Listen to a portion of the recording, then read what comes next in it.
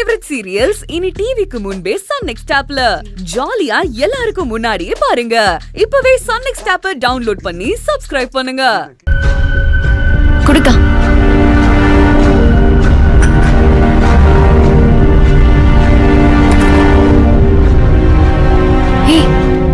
என்ன சத்யா, ஹாஸ்பிட்டல்ல என்ன நடந்தது? அத்தை உன்கிட்ட என்ன பேசினாங்க? செக்கப்க்கு தான் கூட்டிட்டு போனாங்க. டாக்டர் அம்மா அத்தையை ரொம்பவே பாராட்டினாங்க. அதெல்லாம் யார் கேட்டா?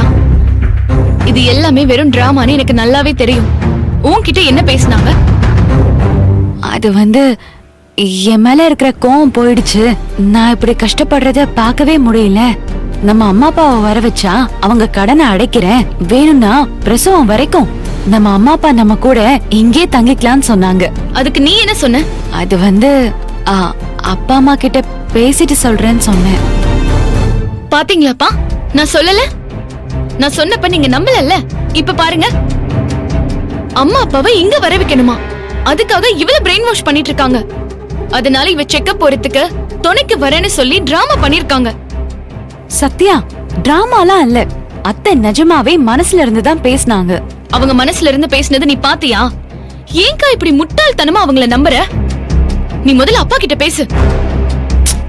நீ எதுக்கு நலன் அப்பா கிட்ட எல்லாம் போய் விஷயத்த சொல்ற? பாவம், அவர் ஏன் கஷ்டப்படுத்துற? நீ நாளைக்கு ஏமாந்து போய் கஷ்டப்படக்கூடாதுன்னு தான் அந்த செல்வநாயகியை போய் நம்புறியே. உன்னெல்லாம் என்ன சொல்றது? இல்ல சத்யா, அத்தை மாறிட்டாங்க.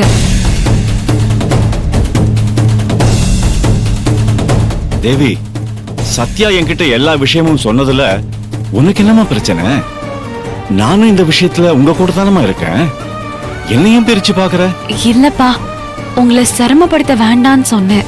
என்ன நீ நிஜமாவே கஷ்டப்படுத்த கூடாதுன்னு நீ மனசார நினைச்சேன்னா செல்வநாயகியை நம்பி நீ எதுவுமே சொல்லக்கூடாதுமா.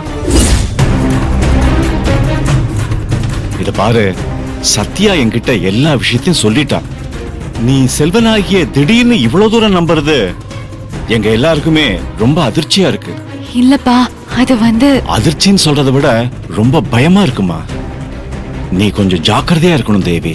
அப்பா, என்ன நடந்துச்சுன்னு தெரியாம சத்யா கூட சேர்ந்துட்டு நீங்களும் அத்தைய சந்தேகப்படுறீங்களே. அவங்க உன்னையும் வயிற்றுக்குள்ள இருக்கிற குழந்தையும் கொல்ல துரத்துனவங்கம்மா. அத்தை தான் அவங்க கைய புடிச்சு மன்னிப்பு கேட்டாங்கப்பா. எனக்கு தெரிஞ்சு அவங்க மாறிட்டாங்க. ஐயோ ஐயோ ஐயோ! அந்த மன்னிப்பை எல்லாம் நம்பாதம்மா. செல்வநாயகி ரொம்ப டேஞ்சரானவ. அவ உங்க அம்மா அப்பாவை பத்தி தெரிஞ்சுக்கதான் இவ்வளவு பண்றா. அத்தை முன்ன மாதிரி இல்லப்பா. எனக்காக இப்பெல்லாம் ரொம்ப மெனக்கெடுறாங்க.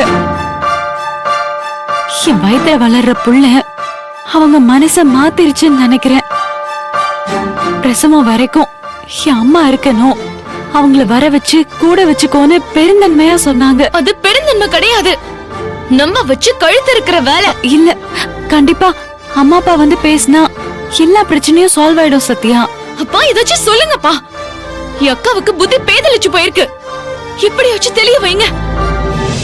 அப்பா, அம்மா அப்பா பேசினா பிரச்சனை முடிஞ்சிரும். நானும் சத்யாவும் அப்புறம் சந்தோஷமா இந்த வீட்ல இருக்கலாம்ல. நம்ம ரெண்டு பேரோட கதையையும் ஒரேடியா முடிச்சிருவா அந்த செல்வநாயகி. சத்யா, கொஞ்சம் அமைதியா இருமா, நான் பேசுறேன். ஏன் அக்காவா இது? ஏன் பேச்சு கூட கேட்க மாட்டேங்கிறா? நம்பவே முடியல.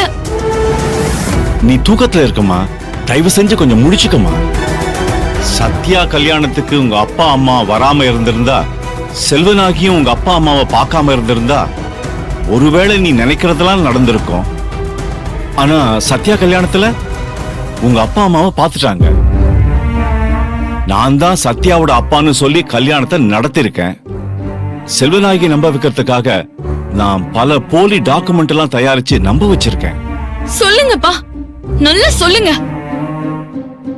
முதல்ல சத்யாவோட அப்பா நான் இல்ல, வரதன் தான் உங்களோட ஒரிஜினல் அப்பான்னு தெரிஞ்சாலே இந்த குடும்பம் ஆத்திரத்துல வெடிச்சு செதறும். நீயும் சத்யாவும் அக்கா தங்கன்னு தெரிஞ்சா அபியும் அர்ஜுனும் இத்தனை நாளா அவங்கள ஏமாத்தினதுக்கு உங்க ரெண்டு பேரையும் மன்னிக்கவே மாட்டாங்க. உங்க ரெண்டு பேர் வாழ்க்கைய நாசமாயிடும்.